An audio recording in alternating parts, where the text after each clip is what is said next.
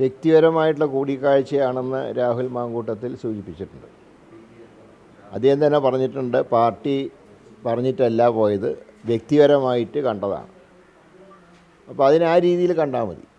അതല്ലാതെ ഏതെങ്കിലും ദൗത്യം നിർവഹിക്കാൻ വേണ്ടി പോയതല്ല എന്ന് മാങ്കൂട്ടത്തിൽ തന്നെ പറഞ്ഞ സ്ഥിതിക്ക് ആ കൂടിക്കാഴ്ച ഒരു വിവാദമാക്കേണ്ട കാര്യമൊന്നുമില്ല.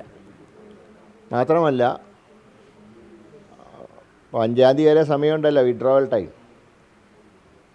അൻവറിന് അദ്ദേഹത്തിൻ്റെ നിലപാട് പുനഃപരിശോധിക്കാൻ ധാരാളം സമയമുണ്ട്.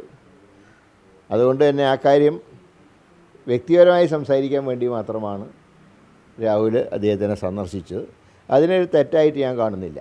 രാഹുൽ പറഞ്ഞതും സ്ഥാനാർത്ഥിയാക്കിയതും തമ്മിൽ യാതൊരു ബന്ധവുമില്ല. അത് CPM നേരത്തെ തന്നെ തീരുമാനിച്ചതാണ്, ഒരു സെക്രട്ടേറിയറ്റ് അംഗത്തിനെ തന്നെ പാർട്ടി ചിഹ്നത്തിൽ മത്സരിപ്പിക്കാം.